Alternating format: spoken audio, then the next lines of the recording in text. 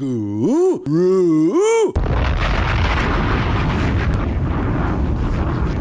Kill the guru. One of the things I've seen a lot lately, that over the past few years, is this explosion of fitness business experts. Right. I'm amazed. I watch the transition that people make from being new to the industry to being a fitness business expert. I reckon that the average at the minute is about 2.5 years that it takes someone to kind of qualify themselves as a fitness business expert. Right. There's a caveat emptor message here, and I've said it before. I really worry that a lot of this is taking these principles. A lot of them use cheap Jedi mind trick NLP shit with people that just seems to be, so pervasive in our industry. All these kind of talks about, you're in find someone's pain and then give them the pleasure, take the pain away from them and all this kind of stuff. And I'm like, that's what they're doing to sell these products to a load of trainers who don't need them, frankly. There's for me, a lot of them don't have a lot of credibility, because I think to myself, if you've never built and run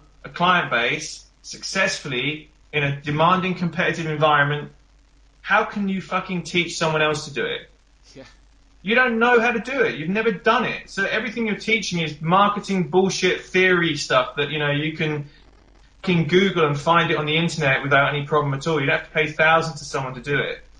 And I don't buy all these stories. I used to be a trainer and then I burnt out, and and now I sell stuff to the fitness industry. I'm like, I'll teach you how to train, find celebrities to train. Really? Yeah, do people still buy into that shit? Let me give you a fucking message. Don't bother. Try and find high net worth people to train. Yeah. And what a surprise! There's no one out there telling you how to do that because they don't know how. Right. Right? Yeah. And so what happens? Trainers come along and spend their fucking savings and thousands and thousands of pounds to sign up to a course because they think they're not good enough. And all they actually really needed was a bit of self-belief. All they needed was to have a few people around them, because it's quite lonely if you're not succeeding in this industry. If you're finding life tough, it's difficult. And then, they start looking at themselves and thinking, I'm not good enough. All I need to do is buy a system. If I buy a system off someone, all my problems will be fixed. Oh, look, I'll look on the internet at this guy who lives in,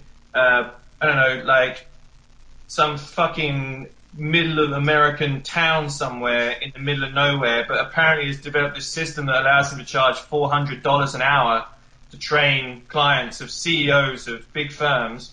Yeah, bullshit. And then he sells that all around the world. Now there may be some value in it, there may be, but I think you've got to approach it really carefully before you spend thousands of pounds with these people.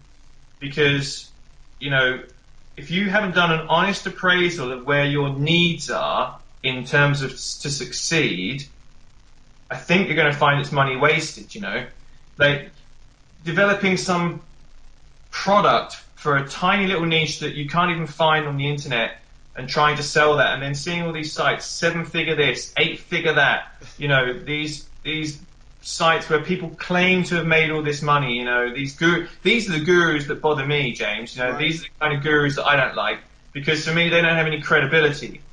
At least when I look at some of the fitness industry gurus and I think, well, okay, look, you got some credibility in my eyes. I've done my Poliquin courses, and a lot of what Charles Poliquin wrote, shaped a lot of. Same with Ian King. These guys were putting information out there when the internet kind of started, and they were putting good, solid information that helped inspire trainers to try that stuff. Yes. So I don't criticize that kind of stuff, because I think there's been a lot of value added by those things as well. For me, it's the more paper thin people that I think need to look a bit more carefully at. Right. Their journey to credibility consists of getting a website, and that's it. Right. But it's more for me these paper thin gurus, these ones who have no legacy, no history. They've just set up a website and they've got this long sales page, and then that's the stuff that for me is more of a problem.